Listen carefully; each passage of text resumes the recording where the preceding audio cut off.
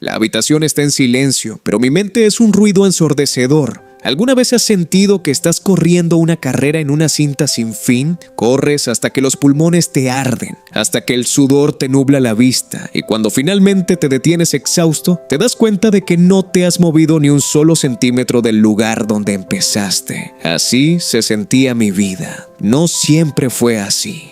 Hubo días de gloria. Recuerdo la primera vez que un negocio funcionó. Esa descarga de adrenalina, esa sensación de invencibilidad cuando ves los números subir. En ese momento crees que has descifrado el código del universo. Te miras al espejo y ves a un ganador. Te compras el coche, cenas en los mejores lugares, hablas con una seguridad que raya en la arrogancia. Pero el éxito, cuando no tiene una raíz profunda en la mente, es como un castillo de naipes frente a un ventilador. Llegó la primera caída, un cambio en el mercado, un socio que no cumplió, una mala decisión impulsada por el ego y de repente el silencio. El teléfono deja de sonar, las mismas personas que te palmeaban la espalda desaparecen en las sombras y te quedas solo con la pregunta que te perseguirá durante años. ¿Fue suerte o fue talento? Para no enfrentar esa pregunta, emprendí de nuevo y otra vez y una vez más. Monté una empresa de servicios, luego intenté con el comercio físico, luego me sumergí en lo digital, cada vez con la misma intensidad, pero con un miedo oculto que crecía como una sombra. El éxito volvía a visitarme de vez en cuando, solo para recordarme lo que se sentía estar arriba, antes de volver a soltarme la mano y dejarme caer al vacío. Es un ciclo agotador, es la psicología del ya casi lo logro. Esta es la buena, solo necesito un golpe de suerte más. Pero la suerte es una amante caprichosa y cruel. Me encontré sentado frente a mi escritorio, mirando una montaña de facturas, con los ojos inyectados en sangre por la falta de sueño, preguntándome por qué, si trabajaba más duro que nadie, los resultados siempre terminaban escapándose por la alcantarilla. El problema del emprendedor constante es que se vuelve adicto al esfuerzo, pero no a la estrategia. Creemos que el sacrificio es una moneda de cambio con el destino. Pensamos, si sufro lo suficiente, la vida me debe el éxito. ¡Qué gran mentira! La vida no te debe nada. El mercado no tiene sentimientos. El dinero no sabe de tus noches de insomnio ni de tus sacrificios familiares. El dinero solo sigue las reglas de la energía y la mentalidad. Y mi mentalidad era de supervivencia, no de abundancia. Cada vez que fracasaba, una parte de mi identidad se rompía. Empecé a definirme por mis errores.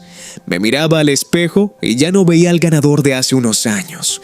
Veía a un hombre que lo había intentado todo y que a los ojos del mundo seguía en el mismo punto de partida. La presión social es una losa de cemento sobre el pecho.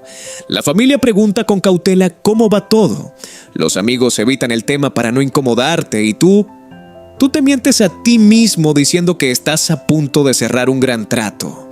Pero la mentira más peligrosa es la que te cuentas a ti mismo cuando estás solo a las 3 de la mañana. Esa voz que te susurra que tal vez no naciste para esto, que tal vez el éxito es para otros, para gente con más suerte, con más contactos, con más frialdad. Estaba atrapado en el laberinto de mi propia mente, un laberinto construido con ladrillos de miedo y cemento de inseguridad. Había intentado cambiar de negocio, cambiar de ciudad, cambiar de socios, pero nunca había intentado cambiar al tipo que veía en el espejo. Llevaba mis mismos miedos a cada nuevo proyecto. Llevaba mi misma desesperación a cada negociación. Y la desesperación huele. Los clientes la huelen, el mercado la huele, y el éxito se aleja de ella como si fuera una plaga. Estaba operando desde la carencia. Cada vez que ganaba un poco de dinero, mi mente entraba en pánico. Guárdalo, escóndelo, se va a acabar. Y por supuesto, se acababa. Era una profecía autocumplida. Me di cuenta de que tenía un termostato financiero y emocional configurado para el fracaso. Cada vez que intentaba subir la temperatura, mi inconsciente abría todas las ventanas para enfriar la habitación y devolverme a la zona de confort de la escasez. Ese es el verdadero peso de la caída. No es el dinero perdido. El dinero vuelve. Lo que cuesta recuperar es la confianza en tu propia capacidad de decidir. Te vuelves vacilante, dudas de cada paso. Analizas tanto las cosas que terminas paralizado. El parálisis por análisis se convirtió en mi nueva realidad. Tenía 1000 ideas, pero el miedo a otro fracaso, a otra mirada de decepción de mis seres queridos, me mantenía atado a la silla. Llegué a un punto donde el dolor de quedarme igual fue mayor que el miedo a cambiar. Me cansé de mi propia historia, me cansé de mis propias excusas. Estaba en ese callejón sin salida donde solo tienes 2 opciones: te rindes y aceptas una vida de mediocridad y resentimiento, o decides demoler todo lo que crees saber para construir algo nuevo sobre una base de roca sólida. Miré mis manos. Habían construido imperios de papel que el viento se llevó. Miré mi computadora. Era una herramienta poderosa, pero yo la usaba con una mentalidad de esclavo. Entonces algo cambió.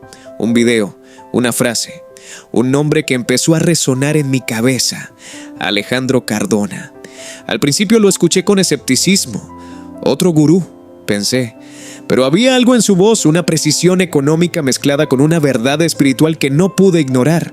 Él no hablaba de echarle ganas, hablaba de leyes. Hablaba de la economía como un reflejo del pensamiento. Hablaba de las opciones financieras no como un casino, sino como un tablero de ajedrez donde el movimiento más importante ocurre antes de tocar una sola pieza. Ocurre en la mente. Por primera vez en años sentí un escalofrío que no era de miedo, sino de revelación. Me di cuenta de que mi vida de emprendimientos fallidos no había sido una pérdida de tiempo. Había sido el entrenamiento necesario para llegar a este momento. Pero para entrar en el mundo de las opciones, para entrar en la liga de los que realmente ganan, tenía que dejar morir al hombre que era. Tenía que asesinar mi ego, mi necesidad de tener razón y mi apego al sufrimiento. La transformación no empieza cuando abres una cuenta de trading. Empieza cuando cierras la puerta a todas tus versiones anteriores. Cuando decides que ya no vas a ser el hombre que lo intenta, sino el hombre que aprende y ejecuta. Estaba a punto de entender que el gráfico que veía en la pantalla no eran solo precios subiendo y bajando. Era el pulso de la psicología humana. Y si yo no podía dominar mi propio pulso, el mercado me devoraría vivo como lo habían hecho todos mis negocios anteriores. Aquí, en la oscuridad de mi oficina, con la luz de la pantalla reflejada en mis ojos, tomé la decisión. No iba a buscar otra oportunidad de negocio. Iba a buscar una nueva mente. Iba a estudiar como si mi vida dependiera de ello, porque de hecho, así era. Iba a escuchar a quien ya había recorrido el camino. Iba a dejar de ser un emprendedor ocupado para convertirme en un inversor consciente. El viaje hacia el interior apenas comenzaba. Y lo que descubrí en las siguientes semanas no solo cambió mi cuenta bancaria, cambió mi ADN. Entendí que el trading es el examen final de la maestría personal. Y yo estaba listo para dejar de ser un alumno mediocre.